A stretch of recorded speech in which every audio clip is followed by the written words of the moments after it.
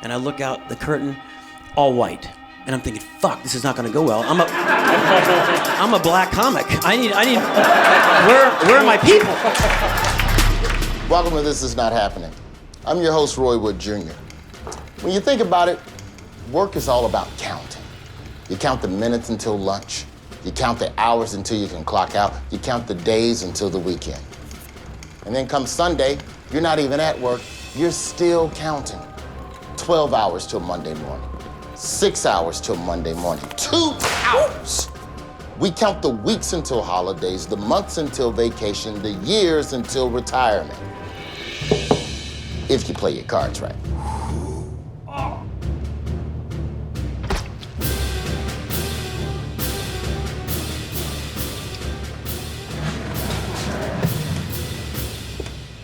Welcome aboard. Anybody else gonna down me today? This man needs no introduction. He is a legend. 2 words, Carrot Top, everybody.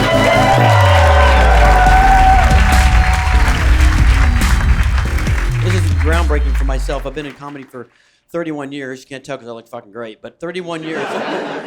And I've never done this. I've never done a show without my props. So I'm a little terrified, but fuck it, here we go. I'm gonna bring you back to night. Thank you, Mom and Dad. I'm gonna bring it back to 1993. I got booked in a comedy club in Birmingham, Alabama, and it was back at the time. Birmingham Comedy Club was the club. I mean, it was every big comic wanted to play that club, and the fact that I was a stupid little prop comic and I got booked was amazing, and I was so excited. And that also that same week on Monday, I was booked on the Tonight Show. And as a kid, you're thinking, holy shit, this isn't happening. You're 5 years old watching the Tonight Show, and you're thinking, holy crap, I'm gonna be on the fucking Tonight Show. So I'm there that week and I was very excited. I had all my stuff. And I remember thinking, how did I get to this place in comedy? How did I end up having this spectacular week ahead? And comics don't start out on the Tonight Show. You don't start out in a comedy club. You usually start out just like this. So I remember thinking the Birmingham Comedy Club, I got to feature. And every comic, you either MC, you feature, or you headline. So I'm featuring for, believe it or not, Steve Harvey. You probably know him. He's the host of The Family Feud. Got all my props ready. I'm like, I got 15 good fucking solid minutes. And I look out the curtain, an all black audience. Now, it wasn't anything except just was an all black audience. I thought nothing of it, except it was, and I'm fucking white. I'm all white. I'm like white as fucking white. I'm Carrot Top white. I'm almost clear. And Steve Harvey's behind me, and he says, you look scared, Top. And I said, no, I'm fine. You ever played in front of an all black crowd? And I said, no. And he said, shit. And I'm like, is he just a comic getting in my head, or is this a real deal? Show me Carrot Top's fucked, So, the Family Feud reference. So I was terrified, nonetheless, and I went out, and it was awesome. It was like the best. It wasn't what the color of the skin. It was just an audience that was on fire, and they were so awesome. And I came off stage, and I'm like, I got to get me black crowds. I've got to have a black audience. These are my people. I mean, I was like killing. And Harvey walks off. He says, good job, Top. And I said, yeah. So he comes off, he says, that was great. And I walk off and I get paid. And the club owner, Bruce Ayers, says, you did great. And I said, yeah, it was great. And I said, you're welcome back anytime. I said, I'd love to come back anytime. I said, maybe I can headline. And he says, slow down, you just did it. I said, but I can do it. Can I take you out to the parking lot? And he was like, what? So I took him out to the parking lot. He's reminded me of this, which I now remember. I walked him out to my truck that I used to tour around. And I opened the back of my truck and there was 2 more trunks. And he said, what is that? And I said, that's 30 more minutes. I've got 15 in the club and I got 30 here. I got 45 minutes. And if I need to build more shit, I'll just build more shit and I can headline. That's how I thought of it. The amount of crap, that's how I got to where I was at that point. Just build more shit and you'll get, So he said, well, think about it. And then we go back to this 1993. I'm actually headlining. And now I'm like, wow, I'm setting up all my 3 trunks. And I look out the same curtain that Steve Harvey's in. I look out the curtain, all white. And I'm thinking, fuck, this is not gonna go well. I'm a black comic. where are my people? So I remember going, oh God. So it was fine, everything was great. And I went out and it was just a beautiful show. My first time headlining in an A-list club. And so I did it and I remember coming off and Bruce Ayers says, hey, that was great, dude. Your first gig, awesome. Headlining, did the time, he did great. So he said, remember, tomorrow morning we have a radio remote coming to the stage. And so they're going to do the radio station remote on the stage. And I thought, fuck, perfect, props on radio. Yes. It's going to be brilliant. Listeners, what? Guess what I'm holding now? So It went great. I mean, there was Mudflap at Jimbo in the morning. We had the breakfast to open the kitchen. They had breakfast served, and they had a live audience like this. It was just a great way to have a radio show with a live audience to get the feel of it. So we go to leave, and it's like 9 in the morning, and I look out. I said, Jesus Christ, it's snowing. And they said, yeah, it's a really bad storm coming. And I said, well, how bad of a storm? He said, we might have to cancel the show tonight. This is an ice storm. I mean, Alabama, ice storm? I don't get it. Go back to the hotel and hang out by the phone. Now, this is 1993. We don't have cell phones. So when they say hang by a phone, you're fucking sitting there looking at your phone, waiting for it to ring. And sure enough, 5:30, the phone rings. I pick it up and it said, show's canceled, don't come down. I said, oh, Christ, what do we do? He said, well, go to the hotel bar and just hang inside and whatever, drink. And we were young comics. So we drank, and we drank a lot. I only remember being drunk because I tried to go back to the hotel room and rub one out. And I was like, fuck, I drank too much. You never drink so much you can't rub one out. That's just right. When I was your age, I could rub 2 out. But so I remember passing out. I remember just thinking, oh, God, this is horrible. I just go to sleep. And there's a tap at my door, and I kept tapping. It was like in those dream where you hear something and you don't realize it's real. And I wake up, and there's my assistant, Eric, is looking at me. And I said, it's 7 in the morning. What the fuck? And he's like, dude, it's horrible. And all you think it's 7 o'clock in the morning, someone died. So I said, oh, Jesus Christ, who died?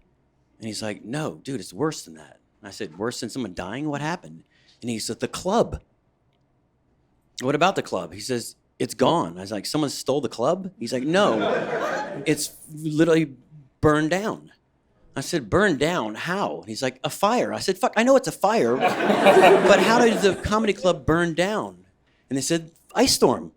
They left the burners on when they were making their breakfast that morning, and it caved in the ceiling of the roof of the comedy club, and it came down on the burners, and boom. So all I could think of to this day, I remember standing there looking at my friend, and I said, holy shit, what about Bruce? And he's like, Bruce? I said, yeah, the club. And he's like, dude, the club, you. And it didn't dawn on me. I was sitting there thinking, what are you talking about? And he's like, all your shit's in the club. And I'm like, oh, wait a minute. But how bad is the fire? And he said, it's gone. I'm like, what do we do? They said, you just hang tight. So 2 days go by, and we're sitting there, and I'm trying to remember, what the fuck did I have in my, and how does a comic lose their act? I mean, unless someone cut someone's tongue out, that's how you lose, or amnesia, you don't lose your act. So then I'm sitting there thinking, what is in my act? What did I lose? And I remember, oh my God, my first prop, it was great. I stole it. It was a neighborhood crime watch sign. I used to come up and say, how good is our crime watch if they're not watching their signs? Fuck, it took me an hour to get this fucking sign off. And it was a great, solid joke, and it's clever, it's funny, and then I had to go steal another fucking sign. And then day 3's there, and now we're just sitting there going, I'm at the same bar at the hotel where everybody was so excited to see me. Oh, can we take a picture? Big fan. And they're like, fucking just don't look, I'm done with you. I'm like, me too. I lost my whole act. And we're sitting at the bar, running out of food, because no one could leave or come from the hotel, so we're running out of food, running out of booze. We had plenty of fucking ice. So, get it, the ice. So, anything you want on ice? Crown on ice? Yes, on ice. So, now it's day 4, and I'm supposed to do the Tonight Show. And so I go up to my room, and I turn on the Tonight Show, and Jay Leno comes on and goes, hey, we had a Carrot Top was supposed to be on the Saturday night, but there was a fire, and that burned down in the comedy club. And I'm like, fuck. And it really hit reality that this really happened. I'm watching it in reality on TV. And then, of course, all the jokes. Yeah, the Carrot Top's act burned down in the club, and they found Gallagher's matches. So I was like, fuck. It was like the lowest of my life. I had this big, huge week in the Tonight Show, and everything was just like going right where it's supposed to be. And nothing. So I finally get a flight back to Charlotte, North Carolina, where I was living at the time, and word had gotten out that I had this happen. And the best part for me for this whole thing about being in the comedy community for all these years, people always think that people are backstabbing or they're out to get you, or other comics don't like other comics. I had I'm not kidding, probably 30 comics from all around the nation that ones that loved me and ones that fucking hated me, that called me and came to help me rebuild my act. And in 2 days, because I had a gig in Greenville, North Carolina like 2 days after I got back from the thing. So all these comics, I'm literally in my garage with like a scavenger hunt with a list, and I said, okay, I need you to go get 6 dildos, you gotta go steal a Crime Watch sign, and go get a rubber chicken and a tennis racket. Fucking trust me, it's gonna be funny, go.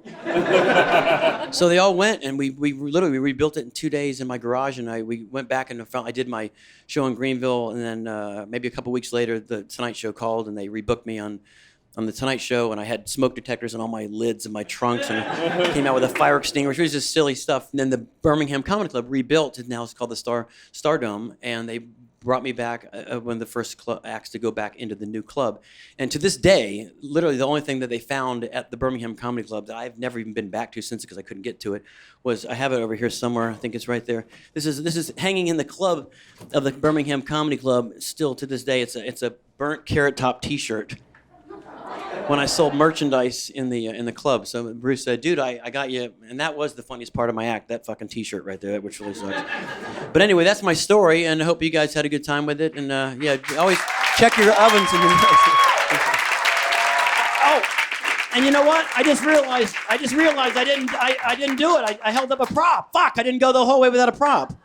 I was doing everything until I held the goddamn thing up. All right, well, cheers, everybody. Thanks again. Hands up, everybody.